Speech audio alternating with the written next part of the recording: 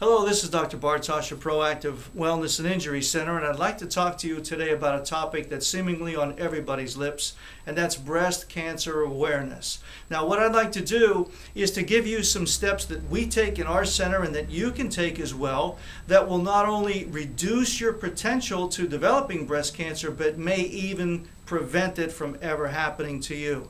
Because there are things you can do. One of which is, of course, to maintain a clear nerve system, and that's of paramount importance, so that the brain can clearly and unobstructively communicate with the rest of the body and organize and operate everything, all of the functions that it should.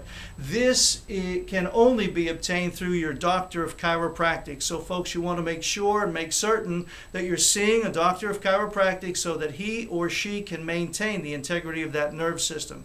The second, it really goes without saying, but nonetheless, we are aware that we have to continue to say this: don't smoke. It's been proven, it's not anecdotal, it is empirical, that cigarette smoking, whether it be direct or secondhand smoke, is an instigator and a powerful proponent to causing cancer. So folks, if you're doing it, stop, and if you haven't started, don't begin. Another thing to do is to avoid synthetic and or GMO foods.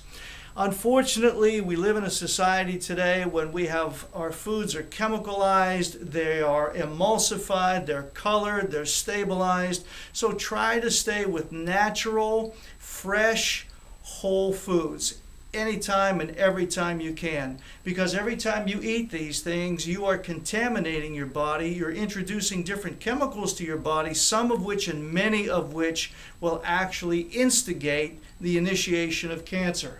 Also, you want to, in line with that, reduce your sugar, your trans fats, and your oil intakes. Now, the sugar goes without saying. The trans fats are man-made fats. These are some of the fats that you find in your store-bought baked goods, in your pastries, your breads and whatnot, and also the oils. In particular, the corn oil, canola oil, safflower, sunflower, all of those types of oils. However, it would be of benefit to you to get flaxseed oil, to eat coconut oil and or cold pressed or pure olive oil or virgin olive oil as well. Those are the good oils.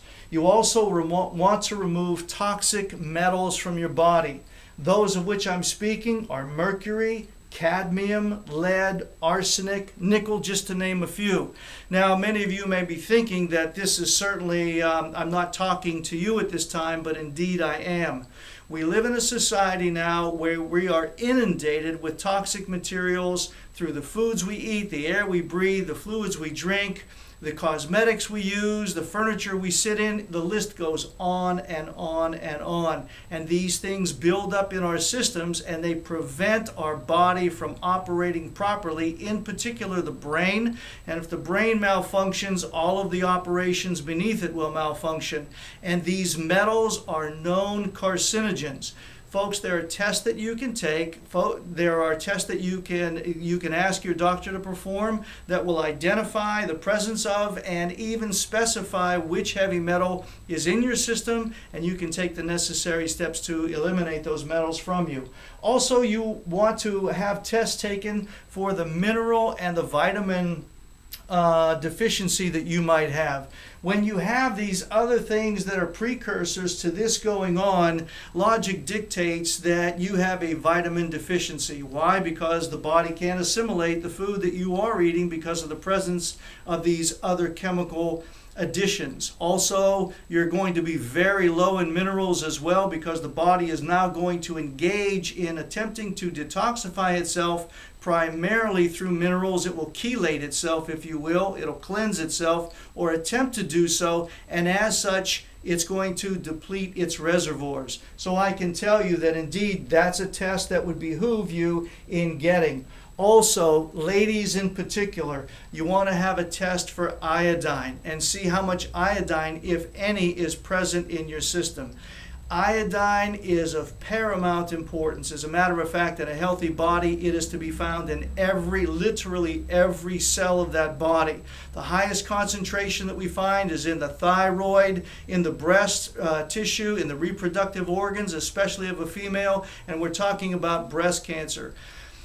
The evidence shows us clearly individuals who are subject to or a victim of breast cancer or reproductive organ types of cancers all have low iodine presence. So what you want to do is to get the iodine level in your body tested and find out what steps you need to take in order to increase that.